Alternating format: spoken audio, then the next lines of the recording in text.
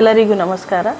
ತಮಗೆ ಗೊತ್ತಿರೋ ಹಾಗೆ ಉತ್ತರ ಕರ್ನಾಟಕ ಭಾಗದಲ್ಲಿ ಕಲಬುರಗಿ ಜಿಲ್ಲೆಯಲ್ಲಿ ತಾಪಮಾನ ಬಹಳ ಹೆಚ್ಚಾಗಿದೆ.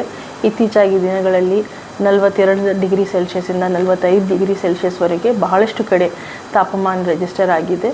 ಹಾಗಾಗಿ ಜನರಲಿ ನಾವು ವಿನಂತಿ ಮಾಡೋಕ್ಕೆ ಇಷ್ಟಪಡ್ತೇನೆ, ಸ್ವಲ್ಪ ಮಧ್ಯಾಹ್ನ ಸಮಯದಲ್ಲಿ 12 ಗಂಟೆಯಿಂದ 4 ಗಂಟೆವರೆಗೆ ಸ್ವಲ್ಪ ಆಚೆ ಓಡಾಡೋದು ಸ್ವಲ್ಪ ಕಡಿಮೆ ಮಾಡಿ, ಮನೆ ಒಳಗಡೆನೇ ಯಾವುದಾದ್ರೂ ಫ್ಯಾನ್ ಅಥವಾ ಒಂದು ಶೇಡ್ ಎನ್ವೈರನ್ಮೆಂಟಲ್ಲಿನೇ ಇರಿ. ಜೊತೆಗೆ ಮಕ್ಕಳಿಗೆ ವಿಶೇಷವಾಗಿ ಎಚ್ಚರಿಕೆ ವಹಿಸಿ. ಅವರು ಬೇಸಿಗೆ ಕಾಲ ನಡೀತಾ ಇದೆ, ಸಮ್ಮರ್ ಹಾಲಿಡೇಸ್ ಎಲ್ಲ ಶಾಲೆಗಳಲ್ಲಿ ನಡೀತಾ ಇದೆ. ಅವರು ಆಚೆ ಜಾಸ್ತಿ ಹೋಗಿ ಈ ಬಿಸಿಲಲ್ಲಿ ಡಿಹೈಡ್ರೇಟ್ ಆಗೋದು, ಹೀಟ್ ಸ್ಟ್ರೋಕ್ ಆಗೋದು ಸಾಧ್ಯತೆ ಇರುತ್ತೆ. ಅವ್ರಿಗೆ ಸ್ವಲ್ಪ ಹೈಡ್ರೇಷನ್ ಮಾಡೋದು ಆಗಲಿ, ಯಾವುದಾದ್ರೂ ರೀತಿ ಜ್ಯೂಸ್, ನೀರು, ಲಸ್ಸಿ, ಮಜ್ಜಿಗೆ ಎಲ್ಲ ಕೊಡಿಸೋ ರೀತಿ ವ್ಯವಸ್ಥೆ ಮಾಡಿ.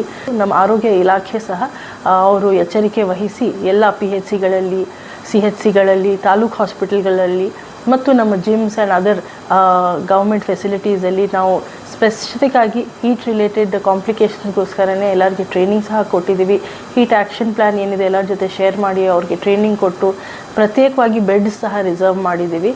ತಮ್ಮೆಲ್ಲರಲ್ಲಿ ನನ್ನ ವಿನಂತಿ ಏನಂದರೆ, ಸ್ವಲ್ಪ ನಾವು ನಮ್ಮನ್ನು ಕಾಪಾಡಿಕೊಳ್ಬೇಕು.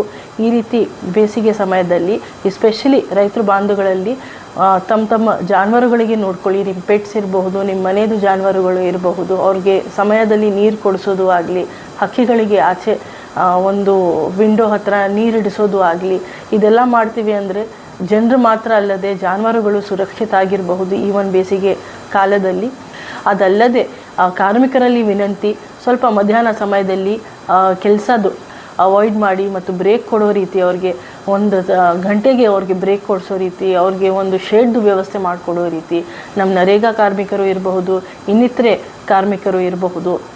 ಆರೋಗ್ಯ ಇದ್ದರೆ ನಾವು ಮುಂದೆ ಇನ್ನೂ ಚೆನ್ನಾಗಿ ಕೆಲಸ ಮಾಡಬಹುದು. So it is my appeal to each and every citizen of Kalaburagi to please take care of their health. The government mechanism is equipped. ತಾಲೂಕು ಮಟ್ಟದಲ್ಲಿ ಇರಬಹುದು, ಹೆಲ್ತ್ ಡಿಪಾರ್ಟ್ಮೆಂಟ್ ಇರಬಹುದು, ಪ್ರತಿಯೊಬ್ಬರು ನಾವು ಸಜ್ಜಾಗಿದ್ದೀವಿ ತಮ್ಮೆಲ್ಲರಿಗೆ ಸಹಾಯ ಮಾಡೋಕ್ಕೆ. ತಾವು ನಿಮ್ಮನ್ನು ಕಾಪಾಡ್ಕೋಬೇಕು. ಲೈಟ್ ಕಲರ್ ಬಟ್ಟೆ ಹಾಕೋದು, ಕಾಟನ್ ಬಟ್ಟೆ ಹಾಕೋದು, ಅನಾವಶ್ಯಕವಾಗಿ ಓಡಾಡೋದು ಸ್ವಲ್ಪ ಕಡಿಮೆ ಮಾಡಬೇಕು.